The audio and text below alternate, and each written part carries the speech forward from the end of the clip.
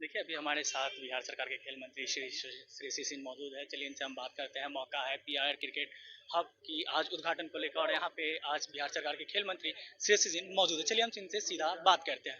हम लोग अनीसाबाद में उद्घाटन करने के लिए उपस्थित हैं। ये मेरा मानना है कि सरकार और समाज को यदि एक साथ होकर इस तरह की छोटी छोटी खेल इंफ्रास्ट्रक्चर को, आधारभूत संरचनाओं को बढ़ावा देना चाहिए, क्योंकि आज जहां एक तरफ जगह की भी कमी हम लोगों को शहरीकरण के माध्यम से देखने के लिए मिल रही है, वहीं दूसरी तरफ खेल को सिर्फ ओलंपिक गेम्स तक पहुंचने के लिए नहीं बल्कि फिटनेस के लिए भी खेलना चाहिए। तो इस तरह के जो कम्युनिटी आधारित प्ले ग्राउंड्स होते हैं, चाहे वो क्रिकेट के हों या अब तो हॉकी, फुटबॉल भी अब छोटे स्ट्रक्चर्स में अनेकों जगह पे खेलने के लिए मिलते हैं, दिखते हैं, तो उस तरह के इंफ्रास्ट्रक्चर्स को भी हम लोगों को बढ़ावा देना चाहिए। आप जानते ही हैं कि बिहार सरकार का यह खेल विभाग पूरी तरह से इंफ्रास्ट्रक्चर को बढ़ावा देने के लिए अनेकों ऐसे खेल हैं जिनकी इंफ्रास्ट्रक्चर्स रेडी कर रहा है। जहाँ एक तरफ प्रमंडलीय स्तर पर आज सेंटर ऑफ एक्सीलेंसेस बन रहे हैं अलग अलग खेलों के, वहीं तलवारबाजी, घुड़सवारी, निशानेबाजी, गोल्फ जैसे खेलों को भी हम लोग बढ़ावा देना चाहते हैं। और जहाँ पर एग्जिस्टिंग इंफ्रास्ट्रक्चर है उनको भी बिहार के अकेडमी सेटअप करके वहाँ पर भी बिहार के बच्चे खेलें, यह हमारी सोच है। 27 अगस्त को प्रधानमंत्री नरेंद्र मोदी खिलाड़ियों से सीधी बातचीत करेंगे वीडियो कॉन्फ्रेंसिंग के माध्यम से।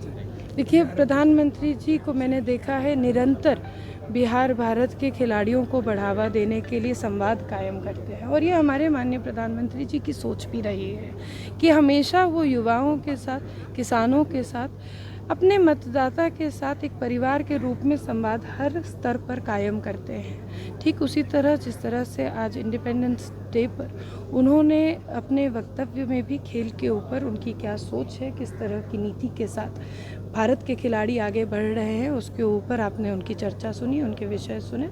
लेकिन उस विषय को आगे बढ़ाते हुए, क्योंकि 29 अगस्त को अब राष्ट्रीय खेल दिवस भी है, तो 27 तारीख को वह खिलाड़ियों के साथ, युवाओं के साथ भी संवाद कर रहे हैं। और मेरा पूरा सोच है कि प्रधानमंत्री जी वह के जो सोच है या जो उनका जो संवाद कायम करने का जो तरीका है, उससे हमेशा एक नई ऊर्जा का संचार होता है। और सिर्फ बिहार के, भारत के खिलाड़ी ही नहीं बल्कि युवाओं में भी वो ऊर्जा आएगी, और एक सकारात्मक सोच के साथ सभी युवा भाई बहन एक साथ मिलकर एक विकसित भारत की परिकल्पना को पूरा करने में, सपने को पूरा करने में जुटेंगे।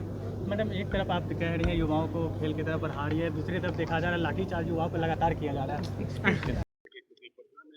और कहीं भी ग्राउंड की काफी कमी है। देखिए, एक्चुअली देखा जाए तो ग्राउंड की तो बहुत ज़्यादा ज़रूरत है, और इस तरह का अगर ग्राउंड मिल जाए जहाँ की वेल प्रिपेयर्ड हो, आपको सारी सुविधाएं मिल रही हैं, और क्रिकेट का ये एकेडमी बन गया है, तो ये तो इसने चार चांद लगा दिया है। तो पंकज जी, इंद्रजीत जी, रंजन जी, जो इन लोगों ने मिलके जो ये एकेडमी जो खोला है, ये अनपैरेलल्ड है और समाज के लिए बहुत ही बड़ा एक मील का पत्थर साबित होगा।